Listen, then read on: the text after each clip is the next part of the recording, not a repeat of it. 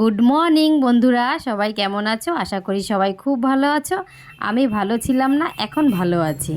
তো এখন আমি পুরো সুস্থ। সুচিত্রার মা বাবার সংসারে সবাইকে অনেক ভালোবাসা, অনেক স্বাগত জানিয়ে শুরু করছি আজকের ভিডিওটা। তো অনেক ডাক্তার দেখিয়ে জানো তো কোনো কাজ হয়নি। আর একটা ডাক্তার দেখালাম, তো সকাল সকাল চলে এসেছে রক্ত নিতে।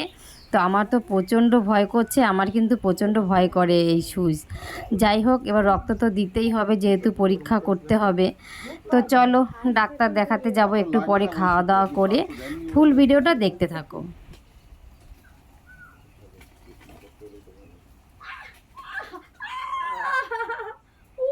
লাগে তো বলে লাগবে না একটু। এর থেকে কম মনে হয় পৃথিবীর ভগবান নিলেও লাগবে না। এখনো লাগছে? ঢুকিয়ে রাখলে লাগবে না তো আমি ঢুকিয়ে না হলে রক্ত বেরোবে কি করে?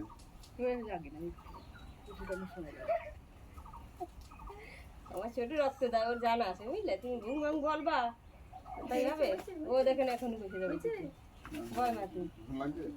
লাগছে? রক্ত আমার নাম্বার তো রয়েছে, আধা ঘন্টা পরে ব্যথা থাকলে আমার ফোন করে। এই যে এই বেচারি যদি বসতো চেয়ারে, এই না প্রবাদ দিছিল আমার কি আমি দুদিন ডাক্তার রক্ত নিয়ে এসে কাটবে যায় কেন পাওয়া যায় না? মানে গণেশ আমার পাওয়া যায় পাওয়া যায় তুমি কেমন দিয়ে না গেলে তুমি।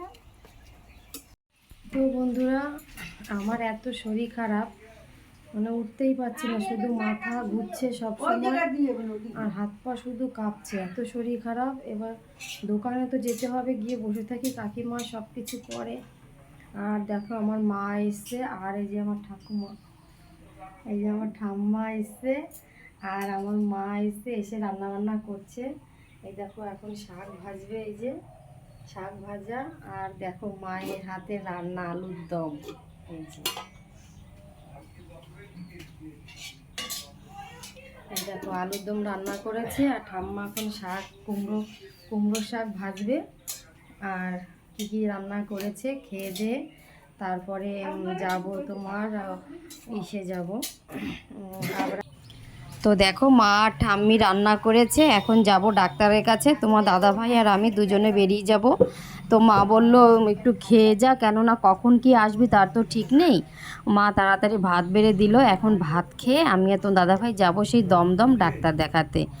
আর ভালো লাগে না জানো না, আজকে 15টা দিন ধরে এত কষ্ট হচ্ছে কি আর বলবো। এদিকে তোমার দাদা ভাই শাক ভাজা ভালো খায়, ওই জন্য মা আবার তাড়াতাড়ি কটা শাক কুটে ভেজে দিচ্ছে। আর দেখো আমরা খেয়ে দিয়ে চলে এসেছি ডাক্তারের কাছে। আমার তো মাথা তোলার কোনো ক্ষমতা নেই, দেখো মাথা তুলবো আমি সে কোনো ক্ষমতা নেই, এত আমার পরিস্থিতি খারাপ। তো যাই হোক 3-4টে ডাক্তার দেখানোর পরে লাস্টে এই ডাক্তারের কাছে এলাম, দেখি উনি কি বলে। তো আগের ডাক্তাররা বলেছে রিপোর্ট সব নর্মাল, কিচ্ছু হয়নি রিপোর্টে। উনি দেখি কি বলে আবার, কিন্তু রিপোর্ট সব নর্মাল, কিছু হয়নি, অথচ আমার শরীর ঠিক হচ্ছে না, দিনের বা দিন খারাপ হতেই যাচ্ছে। তো ফেরার পথে তোমার দাদাভাই বললো কিছু তো খেতে পারছো না, ভাতটা তো খেতে পারছো না, তাহলে একটু রসমালাই খাবে। আমি বলছি দাও একটু। তো রসমালাই খেয়ে তারপর আমরা বাড়ির দিকে রওনা দেবো। এই ডাক্তারটা দেখানো হয়ে গেলে, এই ডাক্তার যদি একই কথা বলে যে রিপোর্ট নর্মাল, কিছু হয়নি, তাহলে আমার মা বলেছে এক ওঝা বাড়ি, কালীবাড়ি নিয়ে যাবে আমাকে। তো সেখানে দেখি গিয়ে সুস্থ হই নাকি। তো এদিকে তোমার দাদাভাই গাড়ি বের করছে, বাড়ির দিকে যাব। তো কি বলবো বন্ধুরা, তোমাদের যদি কারোর এরকম হয়ে থাকে আমাকে কমেন্ট করে জানিও তো, যে ডাক্তাররা কোনো রোগ ধরতে পারছে না অথচ শরীর সুস্থ না। তোমাদের যদি এরকম কারোর হয়ে থাকে আমাকে একটু অবশ্যই কমেন্ট করে জানিও। কিন্তু আমার এই যে প্রথমবার হলো, মানে বুঝে উঠতে পারছি না কি করব না, কোথায় যাব, কাকে দেখাবো, কি করব, মাথায় কোনো কাজ করছে না জানো তো। মানে রোগ হলে মানুষ ডাক্তারের কাছে যায়, কিন্তু এখানে কোনো কাজ হচ্ছে না। তো আমি এদিকে বাড়িতে চলে এসেছি, এসে দুটো ফুল তুলে নিলাম, পুজো দিতে পারছি না, বসতেও পারছি না, তোমার দাদা ভাই দেবে।